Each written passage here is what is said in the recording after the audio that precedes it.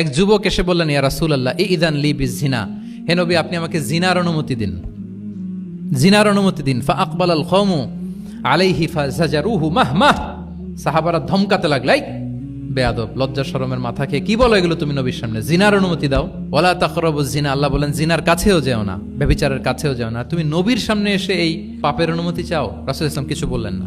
একটু পরে যুবককে ডেকে বললেন, আতুহিব্বুহু লিবনাতিক, আচ্ছা তুমি যে জিনার অনুমতি চাইলে তোমার কন্যার সাথে কেউ এরকম আচরণ করুক, এটাকে তুমি পছন্দ করবে?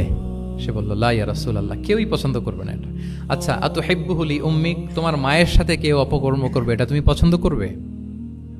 লা ইয়া রাসূলুল্লাহ, না। আতুহিব্বুহু লি উখতিক, তোমার বোনের সাথে কেউ এই কাজ করবে, তুমি পছন্দ করবে? সে বলে, না।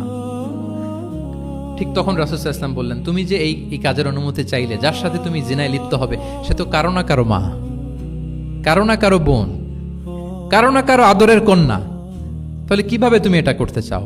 যুবক লজ্জিত হয়ে গেল, এত লজ্জিত হলো, রাবি বলতেছে ফালাম ইয়াকুন বা'দা যালিকাল ফাতা ইয়ালতাফিতু ইলা শাই, ওই রাবি বলতেছে এরপরে কোনোদিন এই যুবকরা ডানে বায়ে তাকাতেও দেখি নাই, স্ট্রেইট হাঁটতো।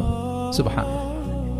রাসূল ইসলাম দোয়া করেছিলেন তার জন্য, আল্লাহুম্মা গফির যামবাহ ওয়া তাহহির কলবাহ ওয়া হাসসিন ফারজাহ, আল্লাহ তুমি তার গুনাহ মোচন করো, পাপ মোচন করো, আল্লাহ তুমি তার অন্তরকে পরিশুদ্ধ করো, আল্লাহ তুমি তার চরিত্রকে নিষ্কলুষ করে দাও। নবীর দোয়ার বরকতে চিরজীবনের জন্য নিষ্কলুষ পবিত্র তিনি হয়ে গেছেন।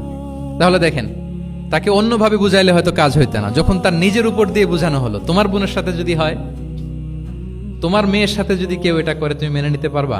এটাকে বলে ইমোশনাল ইন্টেলিজেন্সকে কাজে লাগিয়ে, মানুষের আবেগ অনুভূতিকে নাড়িয়ে দিয়ে, teaching by touching the heart, teaching by touching the emotions, emotional intelligence তিনি ইউজ করেছেন।